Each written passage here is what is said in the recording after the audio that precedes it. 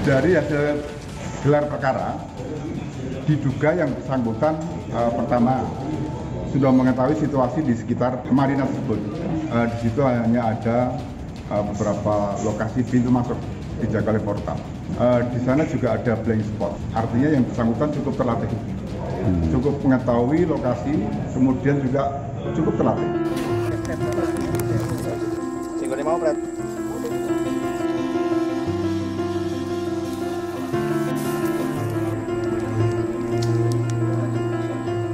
Setelah kita periksa, yang bersangkutan tidak mengenal dan tidak melihat dua oknum anggota TNI AD. Ini memang berbeda hasil yang diperoleh pemeriksaan Polrestabes dengan Pomdam. Kepergian almarhum di tangan makhluk yang dinamakan manusia, penuh keserakahan yang tidak bisa menggunakan akal budi dan hati nuraninya, sungguh menjadi pukulan berat bagi kami sekeluarga yang ditinggalkan. Hampir 3 bulan, tepatnya sejak tanggal 24 Agustus 2022, keluarga almarhum Paulus Iwan Budi menjalani hari dengan perasaan penuh tanda tanya. Siapa sebenarnya yang telah menghabisi sang kepala keluarga dengan cara yang sangat keji? Almarhum Paulus Iwan Budi merupakan aparatur sipil negara di Badan Pendapatan Daerah Kota Semarang.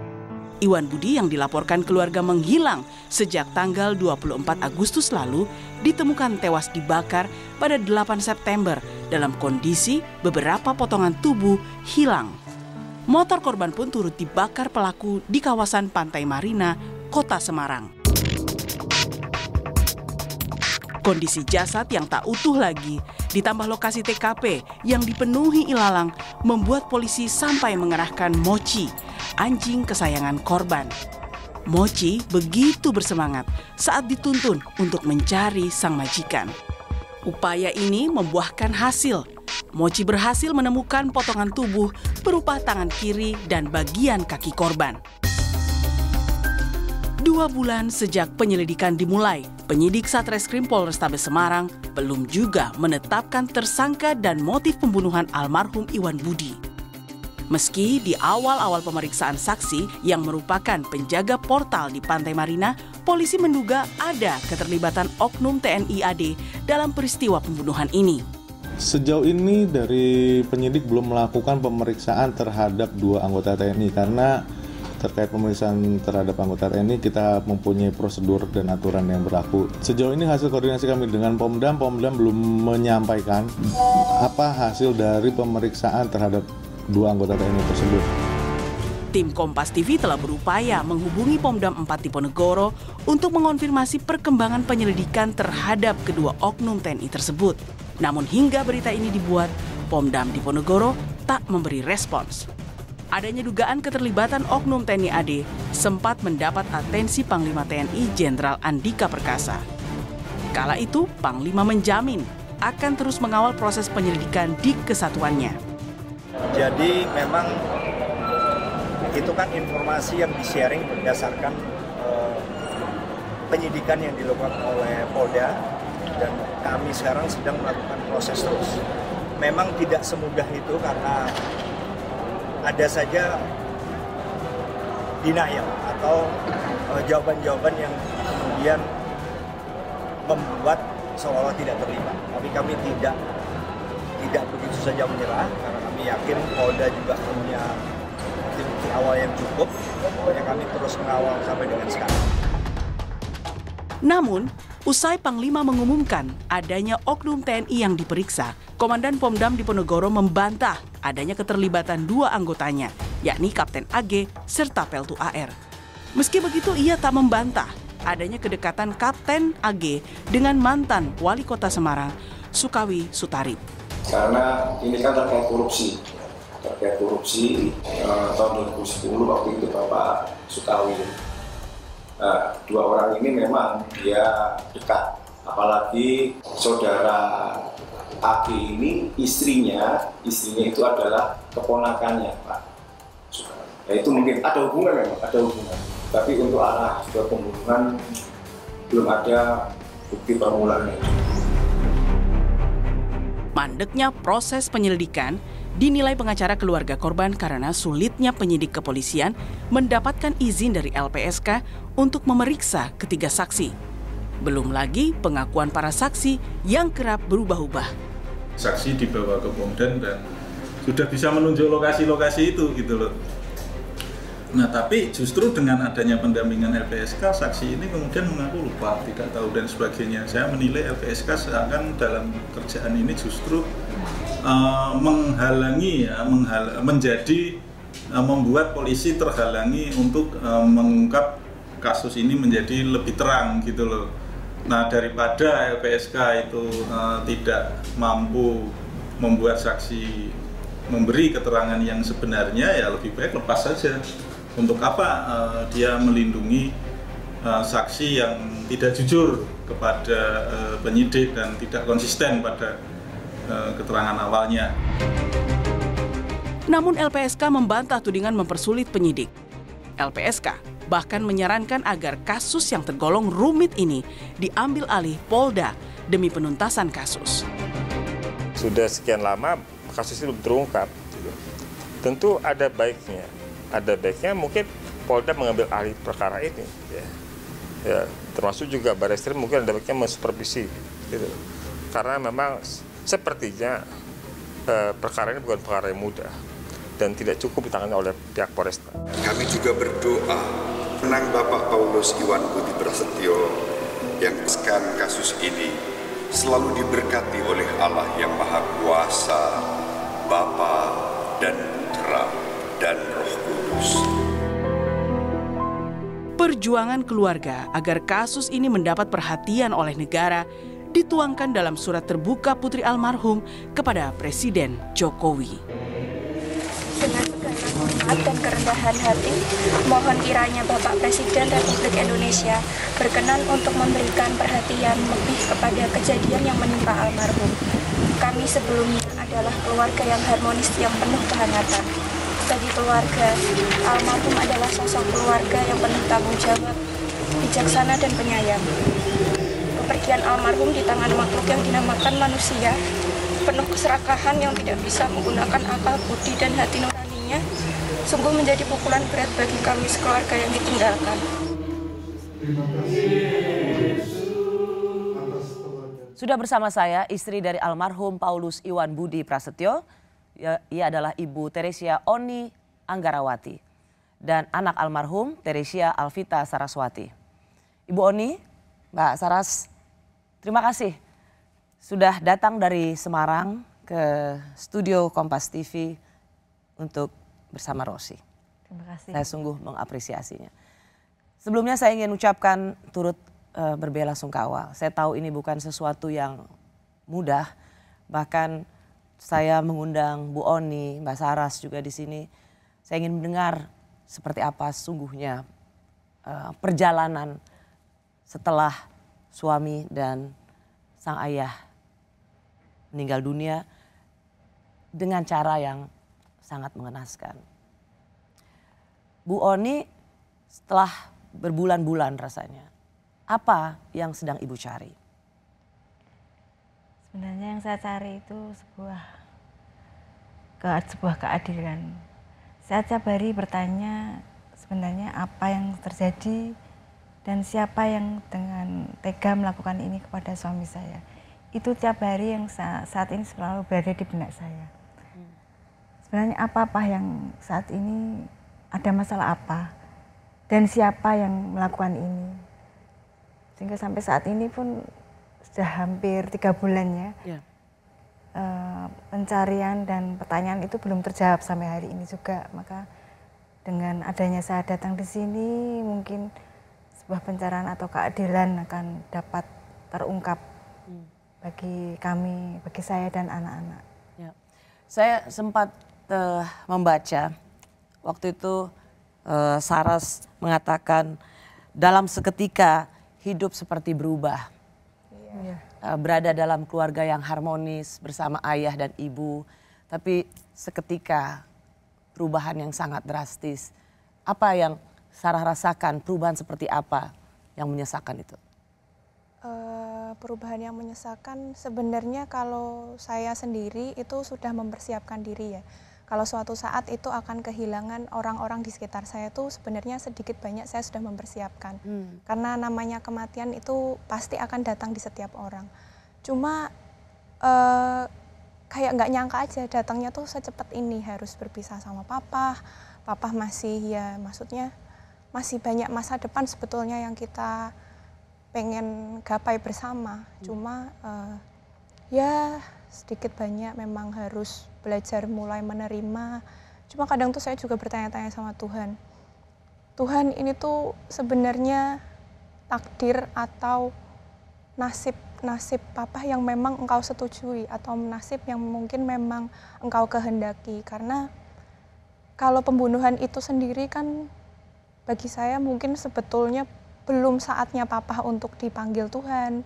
Tapi karena ulah yang disebut manusia itu merenggut nyawa berharga papa saya, jadinya papa harus sudah berpulang saat ini. Itu memang sebetulnya sebuah pukulan karena 6 bulan pertama di tahun ini tuh kita masih keluarga yang harmonis, masih setiap Sabtu atau Minggu, setiap weekend itu pasti selalu menyediakan waktu untuk bersama, mungkin ke makan atau quality time satu keluarga. Jadi Sarah sendiri bertanya pada Tuhan, ini sebuah kematian yang engkau setujui, jadi bagian dari kehendakmu atau sesuatu yang memang terampas oleh ulah manusia.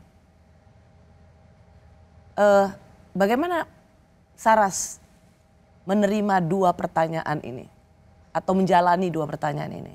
Sering menulis surat ya? Iya, sering menulis surat. Mungkin supaya lebih sedikit plong, lebih sedikit tercurahkan karena sekarang kan sudah nggak bisa berbicara langsung dengan papa. Jadi memang sekarang ya medianya cuma lewat doa atau mungkin lewat tulisan-tulisan. Bu Oni, apakah Ibu dalam pertanyaan mengapa, siapa yang melakukan ini, Bu Oni juga pernah berpikir tentang kemungkinan mengapa ini terjadi, soal pekerjaan, soal isu korupsi 10 tahun yang lalu misalnya. Apakah itu juga menghantui pertanyaan-pertanyaan Ibu? Ya karena menurut saya karena ini ketidakpastian nih, banyak sekali yang ada di pikiran saya. Apakah itu ada hubungannya dengan yang korupsi 2010 ataukah ada hal-hal yang berhubungan dengan yang saat ini suami saya pada saat masih bekerja itu, apakah ada hubungannya dengan itu? Itu masih ada pertanyaan-pertanyaan di dalam benak saya. Tapi sebagai suami pernah sharing soal apa yang almarhum alami, kantor, intrik kantor, apapun? Suami saya tuh tipe yang tidak pernah memberikan menceritakan semuanya ya, mungkin hanya istilahnya hanya menceritakan sebuah judul pembuka, tapi kadang isinya itu tidak diceritakan secara rinci. Tahu-tahu setelah kita tanya sudah ada penutupnya, dan penutupnya selalu ending, nggak apa-apa, sudah selesai. Itu aja. Tipe suami saya tuh memang masih kan gitu, kalau tiap kali ada perubahan wajah atau apa kan kadang saya bertanya, apa ada masalah di kantor? Dia cerita, tapi hanya sebuah pembuka atau pendahulu, isinya dia ceritanya kadang malah nggak cerita. Dan dari semua cerita yang pernah ada, meskipun itu tidak utuh, pernahkah ada satu terbersit sesuatu yang membuat Ibu memiliki kesangsian, kecurigaan? Ya untuk kecurigaan sih memang sebagai saya kadang ada kecurigaan yang apakah ini ya, apakah itu ya, apakah dia ya, itu ada kecurigaan. Bisa Ibu share di sini? Ya kalau saya tuh kadang apakah berhubungan dengan yang pekerjaan dia yang sekarang seperti wajib pajak atau dengan yang apakah ada teman-teman yang dekat dengan dia. Mungkin apakah ada yang 2010 itu juga apakah masih ada hubungannya dengan masalah ini. Karena terus terang untuk yang 2010 pada saat itu kan saya jarang aktif di kantor ya. Jadi saya pada saat 2010 saya tidak tahu siapakah teman dekat dia, siapakah yang biasa dia bekerja dengan timnya dengan siapa. Kalau yang akhir tahun ini kan karena saya aktif di kantor, Jadi saya tahu, oh teman dekat dia ini, teman kerjanya dia ini,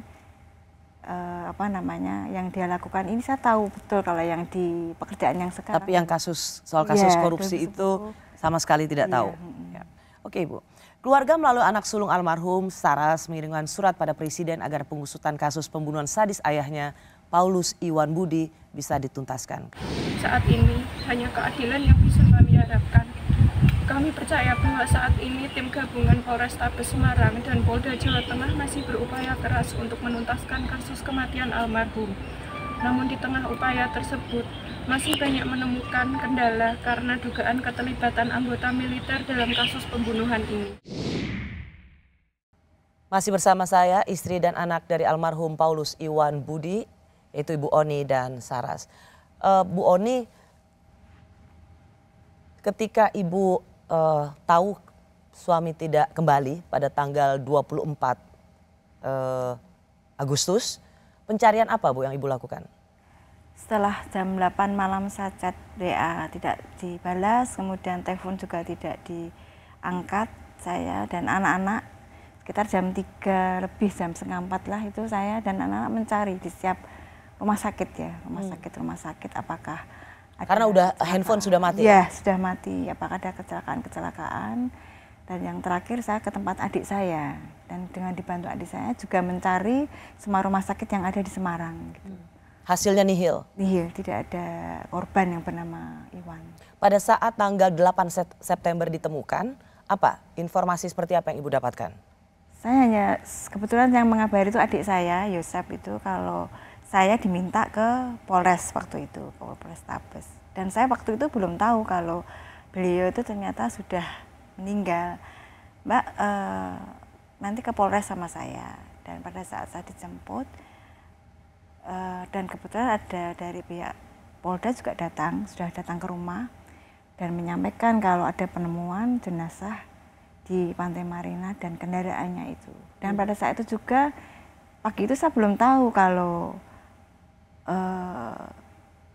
kondisi beliau itu tidak layak, maksudnya itu saya baru tahu setelah tes anak-anak mengalami dites DNA, kalau harus dites DNA, dan ternyata ada anggota tubuh yang nggak lengkap dan dibakar. Pada saat itu pertanyaan saya, pada saat dibakar apakah dia itu masih hidup apa enggak? Hanya itu yang saya pikirkan pada saat itu. Pada saat itu belum ada belum ada konfirmasi dari kepolisian apakah pada saat dibakar itu beliau masih hidup apa enggak. Hanya di pikiran saya itu apakah pembakaran itu menyakitkan dia apa enggak. Dan setelah memang kita dikonfirmasi dari, saya tanya, Pak, apakah pembakaran itu suami saya itu masih hidup apa enggak?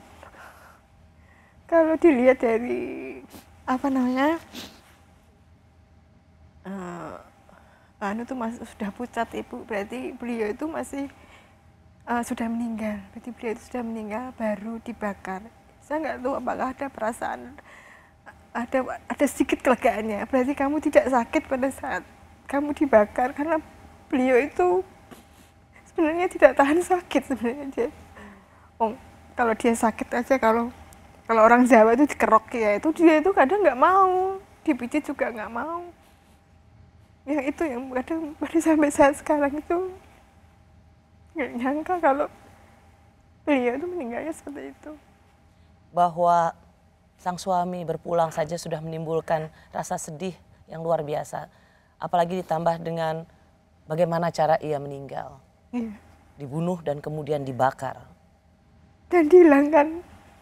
Yang tiap hari saya lihat itu sampai dihilangkan itu. Sampai sekarang belum bisa ngomong apa-apa kalau ya Tuhan. Ya ampun Mas, kamu meninggalnya sampai dihilangkannya tiap hari. Wajahmu saya lihat. Itu aja yang sampai sekarang. Yang trauma itu masih ada di dalam pikiran saya. Ibu tetap memberanikan diri melihat potongan-potongan tubuh almarhum? Saya berdoa sama Tuhan, Tuhan untuk terakhir kali ini berilah saya kekuatan untuk bisa istilahnya bisa menyempurnakan dia pada saat dia pulang. Saya pada saat itu memakaikan baju walaupun hanya di atas ya. Lalu saya lembarkan baju dia, celana dia, sepatu, jam kesayangan dia, cincin kesayangan dia. Dan karena tidak ada kepalanya, saya beri dia peci yang tiap hari dia pakai untuk upacara itu, saya pakaikan dia. Dan saya bilang, Pak, maaf, sampai sekarang kepalamu belum ketemu. Ini hanya sebagai simbolis saja biar kamu nanti setidaknya dengan keadaan utuh kamu pulang. Saya bilang gitu. Saya pada saat itu saya bilang sendiri sama si peti di muka peti, saya bilang sama dia gitu. Dan saya itu saya ada kekuatan tidak menangis ya, walaupun menangis tapi saya ada kekuatan untuk menata, memakaikan jam tangan walau hanya di lengan baju, memakan, menaruh cincin, menaruh rosario, puji syukur, sepatu dan segala yang perlengkapan dia. Maaf, memang tinggal bagian kepala yang belum ketemu ya? Informasinya sama kaki ya, kaki kanan juga belum. Kaki kanan juga belum. Iya. Itu yang membuat keluarga memang semakin bertanya-tanya, mengapa kalaupun ia harus pergi, mengapa dibunuh dengan cara yang keji seperti ini? Iya. Dan itu yang membuat ibu terus ingin mencari keadilan. Iya, saya ingin, bahkan maksudnya kenapa dengan teganya kamu tuh, pelaku itu dengan teganya melakukan, suami saya itu manusia, bukan seperti yang kamu kira, yang kira-kira tuh apa, dia itu manusia. Dia mempunyai keluarga, dia mempunyai 4 orang anak. Kenapa kamu meninggalnya aja sampai seperti itu? Saras membacakan surat. Awalnya sebenarnya pada saat Saras ingin membacakan surat itu kan ada kabar di balai kota, tapi kemudian nggak jadi. Apa yang membuat perubahan tempat membaca surat itu, Saras? Kalau yang pembacaan surat untuk presiden itu memang dari awal didiskusikan sebenarnya mau dibacakan di TKP di Marina itu. Cuma karena mungkin 1-2 hal ada flyer yang tersebar kalau pembacaannya di balai kota. Padahal itu bukan rencana? Iya, rencananya bukan di situ. Kalau pembacaannya memang di hari Jumat tapi di TKP, tapi karena ada flyer yang sudah tersebar, saya konsultasi dengan kuasa hukum, ini mungkin nanti akan bukan membahayakan, tapi mungkin nanti akan ada pergerakan dari oknum tertentu, jadi untuk keamanan keluarga dibatalkan saja. Jadi cukup panjang yang Saras buat panjang suratnya. Iya. Bisa menurut Saras poin apa yang paling penting dari surat itu? Kalau poin penting dari surat ini sendiri, ya kami memohon keadilan, Kak. Jadi memang seperti yang tadi udah disampaikan Mama, kalau sampai saat ini bahkan bagian kepalanya Papa yang representasi wajah yang tiap hari kita lihat dan yang selamanya nanti akan kita kenang itu sampai sekarang belum ketemu. Kita pasti berharap dari keluarga mendapatkan keadilan dan kita bisa lihat pelakunya itu siapa dan atas dasar apa dia menghilangkan nyawa berharga papa kita tuh seperti itu. Apa yang kamu ingin bacakan untuk Presiden? Ini karena suratnya lumayan panjang jadi saya bacakan beberapa aja. Berdasarkan uraian-uraian yang sudah disebutkan dalam surat Presiden ini, maka dengan segala hormat dan kerendahan hati, mohon kiranya Bapak Presiden Republik Indonesia berkenan untuk memberikan perhatian lebih kepada kejadian yang menimpa almarhum. Kami sebelumnya adalah keluarga yang harmonis, yang penuh dengan kehangatan. Bagi keluarga, almarhum adalah sosok kepala keluarga yang penuh tanggung jawab, bijaksana, dan penyayang. Kepergian almarhum di tangan manusia yang makhluk yang dinamakan manusia penuh keserakahan yang tidak bisa menggunakan akal budi dan hati nuraninya sungguh menjadi pukulan berat bagi kami keluarga yang ditinggalkan.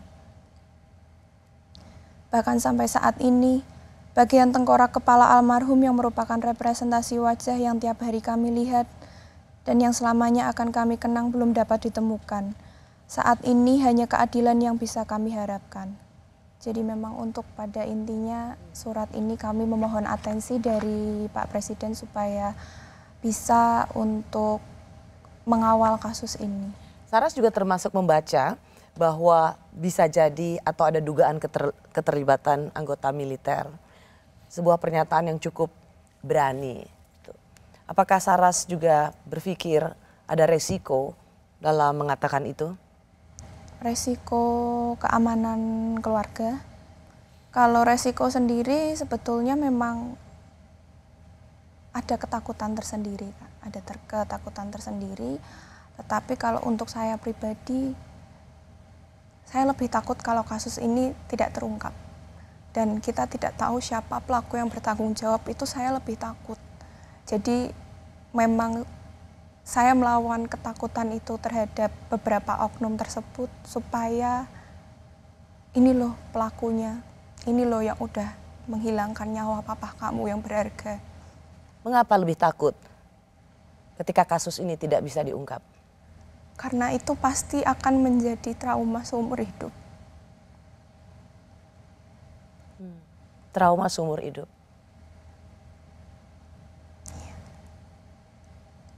Mengapa ketika kasus ini tidak bisa terungkap, itu menjadi, maksud saya, mengapa Saras kemudian mengambil itu jadi beban?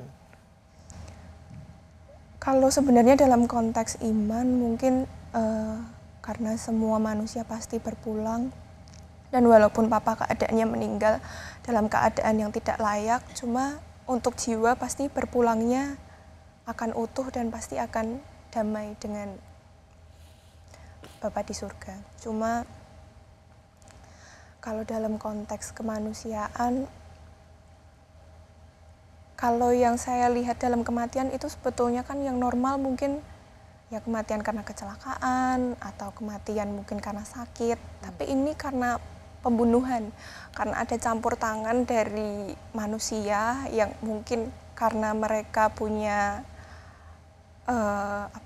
niat jahat, niat keji, yang mengambil nyawa sendiri, seseorang. Iya.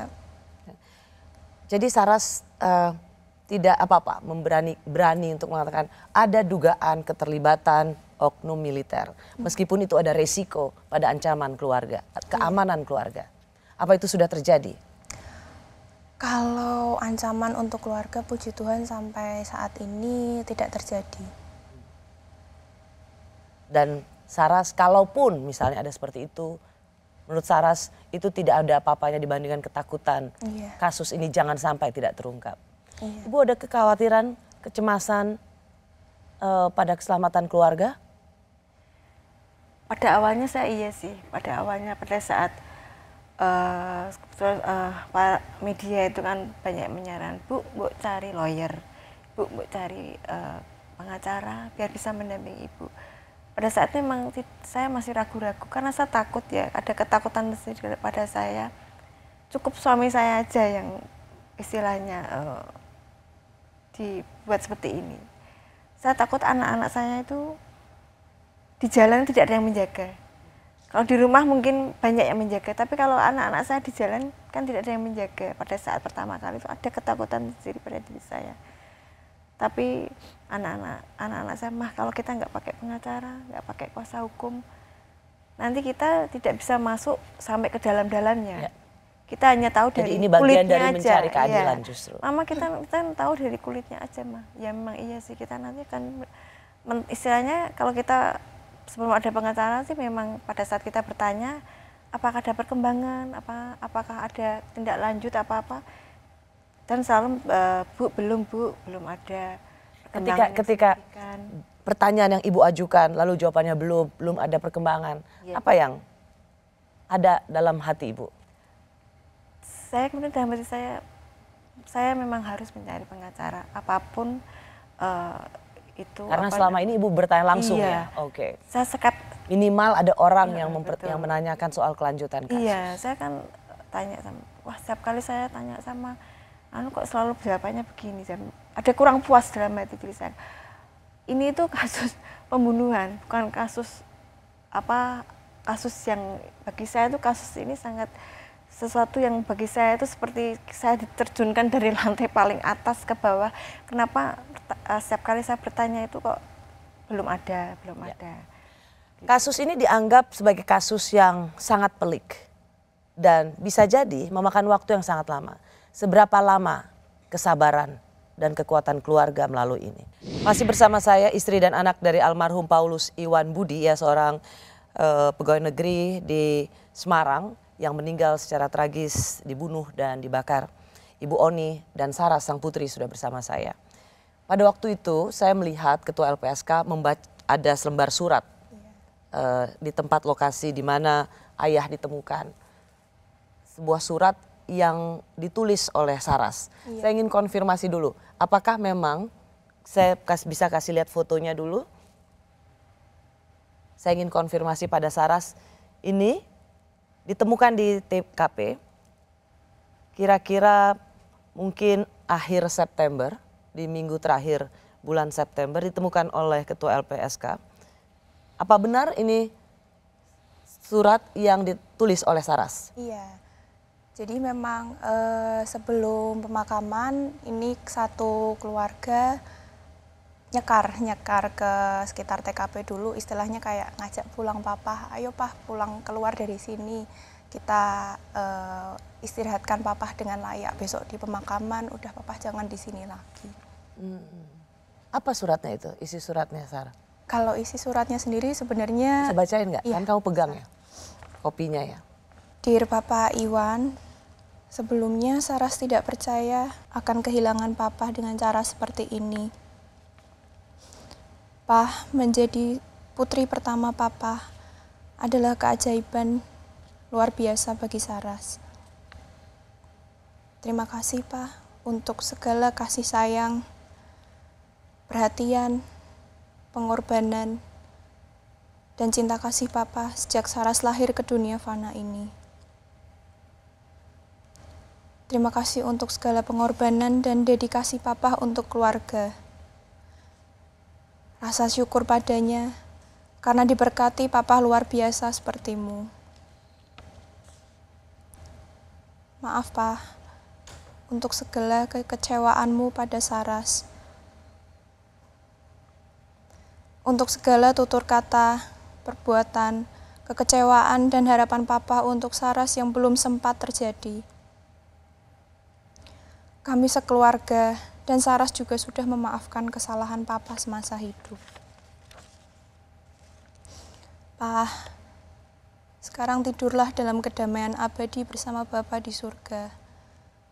Tinggalkan semua perkara dunia fana ini dan ingatlah saja kenangan bahagia keluarga kita. Kami akan belajar untuk ikhlas, Pah. Saat ini tanda bukti cinta kasih kami untuk Papa hanya bisa melalui untayan doa untuk mengiringi perjalanan Papa menuju kediamannya. Ini jadi surat kedua? Iya, ini surat.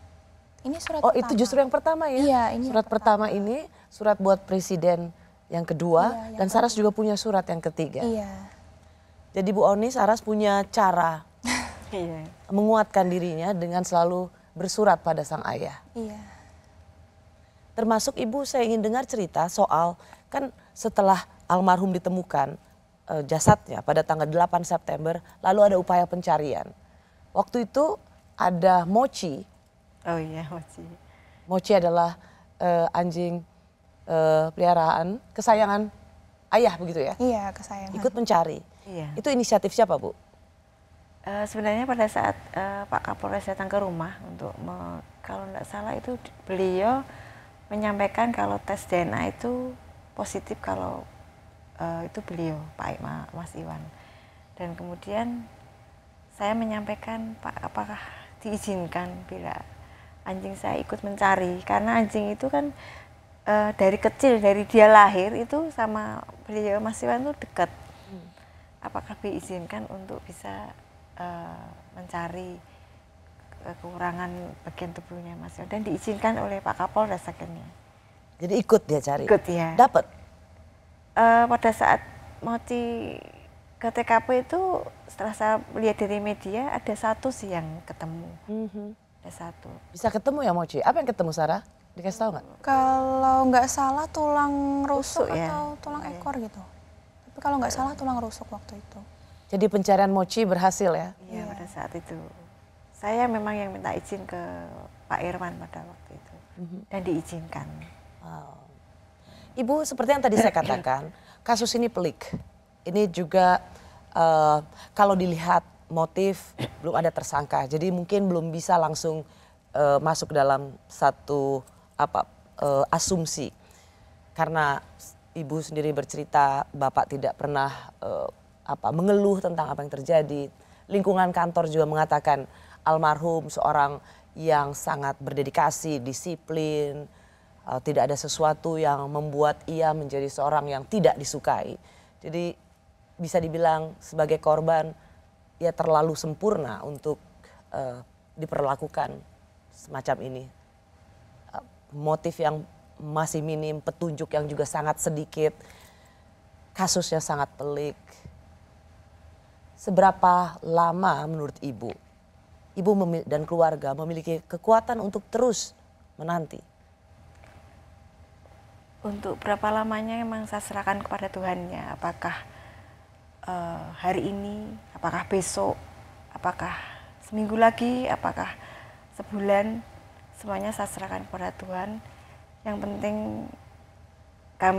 saya khususnya kan berupaya untuk mencari sebuah keadilan. Sampai kapanpun? Sampai kapanpun. Karena sebagai saya tuh manusia biasa, sebagai seorang manusia biasa, itu rasa untuk mencari keadilan itu ada. Walaupun secara iman, saya memaafkan pelaku ya, secara iman sama pelaku, tapi sebagai manusia biasa, saya ingin mereka bertanggung jawab. Mereka mempertanggungjawabkan apa yang telah mereka lakukan. Karena seharusnya bukan mereka yang melakukan ini. Ya. Maka saya sampai sekarang pun saya berdoa, Tuhan apakah hari ini, apakah besok, apakah seminggu lagi, sebulan atau kapanpun, menurut kehendak Tuhan, maka terjadilah menurut kehendak Tuhan. Kami yang manusia, kita yang ada di sini berupaya untuk mencari keadilan. Itu aja. Bagi kami. Aku ya, apapun yang kalian lakukan sama suami saya itu sebenarnya tuh bagi saya sangat sadis dan kejam. Tapi agama saya mengajarkan untuk selalu mengasihi dan mengampuni. Saya secara pribadi, saya keluarga, saya memaafkan. Maksudnya mengampuni karena agama saya mengajarkan begitu. Jadi minta tolong kalau memang kalian memang sebagai umat yang beriman, umatnya itu coba sadar dan menyerahkan diri ajalah daripada kalian itu. Saya yakin kalian yang melakukannya seumur hidup kalian akan dikejar dosa. Saya bersama istri dan anak dari almarhum Paulus Iwan Budi, seorang pegawai negeri sipil yang dibunuh secara sadis. Bahkan pembunuhan itu diakhiri dengan membakar jasadnya. Ibu Oni dan Saras. Bu Oni, pada saat kita bicara ini tanggal 10 November, harusnya tanggal 8 adalah anniversary. Iya. Peringatan hari pernikahan. Betul sekali. Sebenarnya iya sih, tanggal 8 kemarin harusnya 25 tahun kami itu kan tahun kemarin, tapi karena COVID melonjak itu pada saat itu, jadi saya sama beliau sudah nanti tahun depan mudah-mudahan COVID-nya sudah mereda. Dan ternyata kami sudah berencana untuk janji perkawinan dan memanggil teman-teman yang terdekat gitu ya. Sebenarnya sudah ada pembicaraan siapa yang akan dipanggil, tempatnya mau di mana. Sudah ada persiapan sebenarnya? Iya. Untuk tanggal 8 kemarin? Iya. Dan saya pun juga sudah sebenarnya saya persiapan baju yang akan saya pakai. Sudah saya persiapkan. Kita nanti kembaran ya Pak. Iya, pada saat itu sudah saya persiapkan baju itu. Tapi pada saat tanggal 8 dan kebetulan Santa Maria mengadakan misa arwah tepat di tanggal 8. Berarti pada saat tanggal 8 itu saya merayakan pesta misa arwah, mendoakan dia. Dan saya juga bilang hari ini hari perkawinan kita, Pak, tapi saya mendoakan kamu supaya kamu tetap merayakannya di sana, berdoa di sana, kekal di sana. Tetap merayakan, tapi merayakannya dengan saya mendoakan dia. Misa arwah di tanggal 8 November kemarin di gereja Hati Kudus Tanah Mas yang mengadakan Santa Maria. Itu hari-hari yang memang menjadi sesuatu yang berat sekali ya, Bu Oni ya. Selain pertanyaan mengapa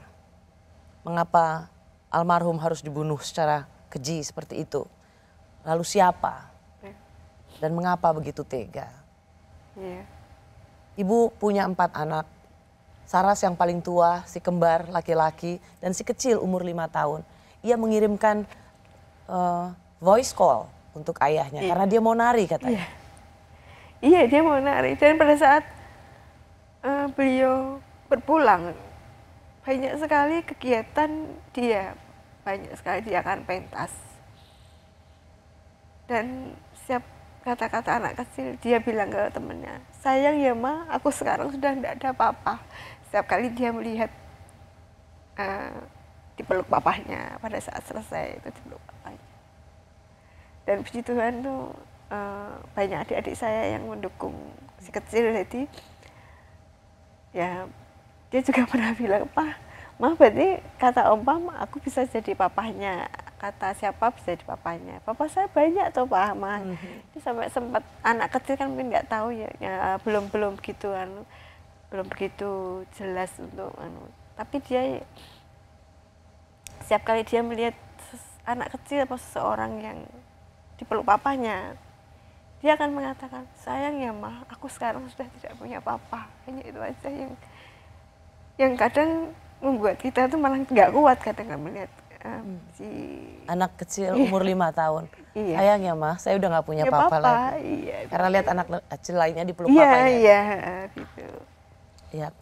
Saras, apa surat terakhirmu? Kalau surat terakhir isinya lebih ke ya penyampaian pribadi saya untuk papa. Terima kasih pokoknya untuk segala pengorbanannya papa semasa papa hidup. Jadi memang papa ini kan sosok yang penuh kehangatan ya Kak ya. Jadi memang selalu meluangkan waktu untuk keluarganya. Jadi kadang-kadang ibaratnya udah punya kalau misalkan punya barang atau beli barang, udah punya papa tuh harganya 100 nggak apa-apa, tapi punyamu, punya mama, punya adik-adik tuh yang 150, 200 gitu. Jadi memang papa itu sosok yang luar biasa buat kita. Tapi memang dengan adanya kejadian kayak gini itu kembali diingatkan lah Kak.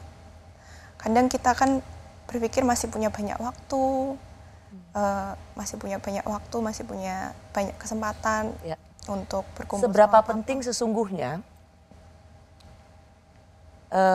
kasus ini terungkap untuk menjadi apa?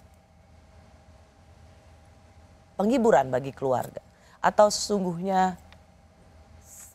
ya tetap mau besok mau bulan depan, tapi tadi Saras mengatakan dia takut sekali bahwa kasus ini tidak akan terungkap dan itu menjadi trauma.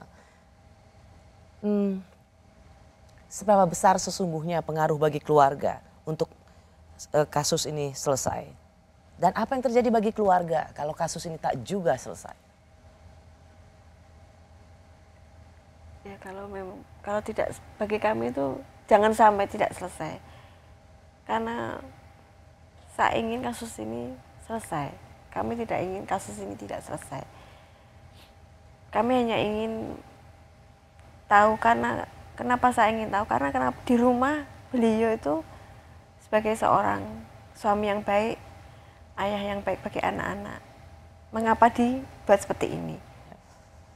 Jadi bagi saya sendiri pribadi sangat penting siapa yang sebenarnya berada di balik meninggalnya beliau.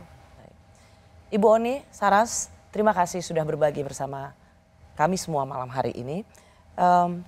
Tidak ada kata lain yang dapat saya ucapkan selain berbela rasa dan sekaligus doa untuk kekuatan bagi Ibu Oni dan anak-anak. Terima kasih Ibu Oni. Saras, terima kasih. Iya, terima kasih Kak Rosi. Demikianlah Rosi. Kita jumpa lagi minggu depan. Saya Rosyana Silalahi. Tetaplah di Kompas TV, independen, terpercaya.